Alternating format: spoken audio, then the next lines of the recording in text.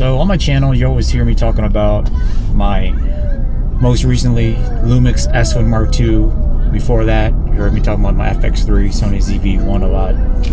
And yeah, those cameras I use a lot for obviously YouTube douchebag work and professional work. But one camera that I actually don't talk about that much is the camera that I'm using right now. It is the DJI Action 5 Pro. And before that, I was using the DJI Action 4. And this camera was purchased by myself when it was released. This video is not sponsored by DJI. I was not reached out by DJI to do this video at all. This is just me as a videographer, tube doucher, douchebag content creator, telling you about gear that I just like. Okay, I love using and I think it's good. And when I think something is that good, I will recommend it. When I originally even got into buying action cameras, it was really just to get POV shots on my chest cam to film fishing, because I was trying to maybe get into doing fishing YouTube. And I did. I gained about a little over 1,000 subscribers on my fishing channel, but then I realized I can't monetize until I had like a certain amount of view hours or something, and I was like, you know what, I don't know, I just don't have the time to invest in something like that, working for free. I have kids, I have mortgage, I have things I gotta pay for, so I need to make sure that when I am making any type of video, I need to somehow get paid for it. And technically, this video is being done for free, but I am driving right now to pick up my mother-in-law for a doctor's appointment, and it's a solid 30-minute drive. So I have 30 minutes to do some type of YouTube video. As you can see, my son is in the back. Hopefully he's not embarrassed that his father is the biggest content creator, douchebag, tube doucher history has ever seen. So if this video convinces you to buy a DJI Action 5 Pro, please click the link in the description. There's probably going to be an Amazon link to the actual DJI Action 5 Pro, but there is currently a cheaper alternative, could potentially be $50 or more cheaper, and it's not branded DJI, but it's the DJI Action 5 Pro. I think its brand is XTRA. It's spelled XTRA, and there's like an extra something and also an extra something Pro, and basically it is the DJI Action 4 and the DJI Action 5 Pro being sold under a different name. You're gonna get the same quality, the same app, the same everything, but it's just rebranded as a different name because DJI is having some issues selling in the United States of America right now due to their shady connections with the Chinese government. With that being said, I really love using this camera. Now, my overall experience with the action camera was really with the GoPro.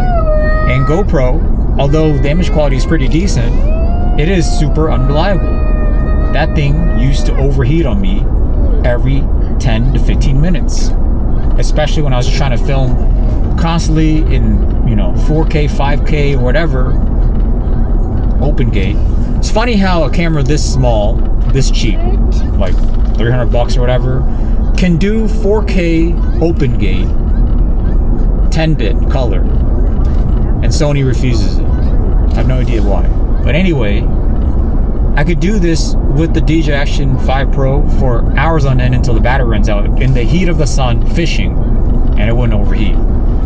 But as of late, past couple of years now, I've been using it more as a dad cam, family cam, when we're out doing things that I don't want to involve my my Lumix S1 Mark II or my Sony ZV-1 or something like that. And that's like water activities at the pool, at the splash park. And in the past couple of years when we go on vacation, obviously I'll take my bigger camera, but I'll also take the action camera. And literally I just put it in the pocket of my swim trunks. It doesn't go anywhere, whether it be the beach or the pool. And when I want to film something, I just take it out of my pocket and I just start filming. And I film it in a lot of times 4K, 60, 4x3 open gate on the DJI Action 5 Pro, and shoot it in D-Log, 10-bit, D-Log-M, whatever. And in my opinion, I get really decent footage that I can honestly compare to, for example, using like a Sony FX3 and shooting it with a 16mm lens at like f8, f10, whatever, and the image is very comparable to this small sensor camera because it's wide angle. And because the sensor is so small, at f2, it's going to look like a full frame camera at like an f8. And it, in terms of like the color and like the dynamic range and the overall image, it looks very similar. So like I'm able to do like these family videos, and I'm able to cut back and forth between action camera footage and the mirrorless camera footage very seamlessly, and it looks good in my opinion. And you could even use it for actual professional shoots if you don't want to use your freaking main camera to do like dangerous things, like I don't know, mounting it on the side of a car or something. You just use the action camera. If it drops, it probably won't break, and if it does break, it's dirt cheap to replace. So it's an overall just an excellent, reliable, most importantly, camera that you can trust to film footage without having to like monitor it all the damn time. Battery life lasts a really long time. I could usually film like a whole day. Like when we went to Cayman Islands, I just needed the camera and one battery, and that was enough for me to just cover random B-rolls throughout the whole entire day, just on that one battery. And that's fantastic. So I really thoroughly enjoy using the camera. And as a content creator, this camera is really important, and to just be able to capture things as you go. You don't have to hold your phone hostage to record stuff for you. You have a nice small camera that is truly pocketable. You can put in your pocket. Obviously the smaller version, DJI Nano, which I have, which is also great. I mean, same image quality and everything. But the truth is, it has its limitations. It is not that small. It is more expensive. So if you were to buy just an action camera just to have, the Action 5 Pro, no doubt about it. Or you could wait for the DJI Action 6, which, based on my sniff test, I smell that is coming. Don't ask me how I'm smelling it, just I could smell a DJI Action 6 coming. However, I'm going to assume it's going to be upgraded, and you may or may not need all these features. And the DJI Action 5 Pro is still viable today, as it will be tomorrow and a year from now. But what's important about setting up a camera like this, and I'm just using audio record directly into the camera, it is really good for just real candid content, unscripted and all that stuff. Literally, I was in my house and I was like, what kind of content can I create while I'm driving to do this doctor's appointment thing? And I'm like, I'll just grab my action camera, I'm gonna talk with this action camera, right? And it's not sponsored, it is not paid for by DJI or anything. It's just, hey, can I recommend this camera? Do I want to recommend this camera to my audience? And do I think it's good? And if they bought it, do I think they'll regret it? And here I am. And these days, when it comes to content, there's so much content that is like really heavily planned out, really heavily produced. Mirrorless cameras, lighting everywhere, and hey, I love that too. I try to do that myself. But it takes away from the realness of it. There is something that is very candid, and realistic and authentic looking when you're just filming with a camera with good quality, but it's not obviously with like the quality of a mirrorless camera with like fast aperture lens, bokeh everywhere. Clearly you could tell it is filmed on action camera or something. And these days, when it comes to creating content like this, you're faced with, as you're scrolling through IG, as you're going through YouTube, you're gonna see a lot of these talking heads. And the problem is when it's so sterile looking, so clean looking, it makes it almost no different than an AI video. And these days we are fed way too much AI video, way too much clean cut, potentially sponsored videos, and then it looks very unauthentic. And sometimes you just want to see someone talk off the cuff. You just want to see someone speak their mind. And that is what I've been trying to do since I started this YouTube channel in like 2016, 2017. And that's what I still do. Even if it's filmed well, I'm still not scripting anything, and I'm just trying to speak my mind as I go. And unfortunately, sometimes that is to my detriment because my videos could be all over the place and people lose interest and they think I don't get to the point and they don't subscribe. I'm fine with that. You know, I'll grow at my own pace, but at least you subscribe to me, you know that you're getting a real ass dude, and I am not going to bullshit you, and I'm always going to keep it a buck all the time. Okay? And listen, I know when you're reviewing shit like this, it's very popular to have like a bunch of nice B-rolls of the camera, all this crazy production value and all that stuff. But the reality is, I'm not getting paid shit for this, okay? You may or may not even buy this shit off my links, and even if you do buy it off my link, what is it, like 3%, 4% commission on Amazon? It's not much. You're talking about like a couple of bucks, and then you're also talking about ad rev, which is probably also going to be not much. Like the most I've ever gotten on ad rev was like a couple $100, and that was because that video was like over 200k views. But on average, when I make a video, if it gets like 5k views, I'm probably gonna get like $20. So I'm not making any money. So like if I'm making a review on a product, it doesn't even matter if the company sends it to me. If they send me a product and if I like it, I review it, whatever, like people will say like, oh well, they sent it to you, so you're sponsored. No. If you understand anything about being a professional videographer out on the field, right? Doing productions and stuff like that, doing corporate videos, doing product ads and stuff like that, you know how much you're charging for that stuff. You could be charging $250 an hour, right? And these companies be sending you like a, I don't know, $300 LED light, and they're like demanding the video from you. It's like, no, dude. You're sending this to me, I test it out. If I feel like it, I'm gonna make a new video. But like, I'm not gonna just do this video for free, because I'm telling you, you give me that light, right? It doesn't even cost you $300. It probably costs you $100 to make. And then if I do a video of it, I spend all this time doing all this crazy B-rolls, making it look all nice for you.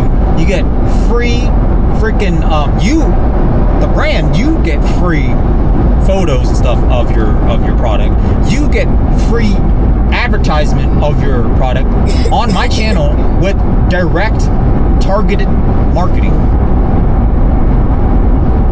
Okay, so like if you're gonna be sending me stuff that's, you know, $500 and under and all that stuff, and you're thinking it's okay for me to spend 8 hours, 8 to 16 hours producing and filming and editing a YouTube video to basically promote your brand, you are crazy for that. Okay, and if you, the viewer, thinks that a YouTuber should never do sponsored reviews, you are an asshole. You're an asshat, you're a dumbass, you are a piece of trash, and you probably, are sitting at a cubicle pushing papers, doing accounting or some bullshit like that I used to do for 10 years. You cannot expect someone to just gladly go buy some shit for $500 and then do crazy ass production on the video on their YouTube channel and do a review on it, and you know, expect that's completely okay. Because every true doucher out there, smaller ones that, you know, sincerely say negative things about sponsored YouTube reviews, sponsored YouTube content, whatever, are dumb. You know that? You are just straight up lost in life. Because the reality is this: you're gonna sit there and you're gonna make your unsponsored videos. You're gonna get, you know, 10,000 subscribers, and then you're gonna realize that, wait a minute, like, I have a following and I do good videos. Obviously, that's why I have a following. Why the hell am I not getting paid for my value? When you have a quality, when you have good quality, you have a following, you have value, you should get paid what you're worth, period. You know, like, if you're just getting started and you want to do some shit for fun, again, for fun and not for money, then yes, go ahead, buy your shit, light it up, you know, do whatever you want to do. You're a hobbyist. But eventually, you're going to want to get paid for that shit. Because that's just how it is, you know? Like, shit is expensive it is expensive to live, okay? So, it's expensive to live in America, you know, and depending on where you live, if you're living in the area like me, Washington, D.C., metropolitan area, or you live in New York or something like that, dude, it is expensive as shit to live here. And, you know, you can't just sit here and work for free. You know what I mean? So, that's it, you know? This is the exact kind of content the DJI Action 5 Pro is good for. I'm just speaking my mind, and this is how the footage looks like. If you're looking for a camera that can record shit like this safely and reliably, and I'm cussing, I'm saying that, you know, some cuss words, my son is sleeping, he's not hearing it. So, yeah. Click the links in the description below. If you found this video insightful, helpful, helped you make a purchase decision on your next douchebag action camera, like the channel, subscribe. Like the video, subscribe to the channel. Until next time, lighten up. Hey man, what you doing? Bro, it's 1 a.m. in the morning. You make the shill video for free product? I don't know if I'd call it shilling, and technically it's not free. I don't mind taking products for review. As long as there's good value to it, I would actually use it, and I feel like it's a good recommendation.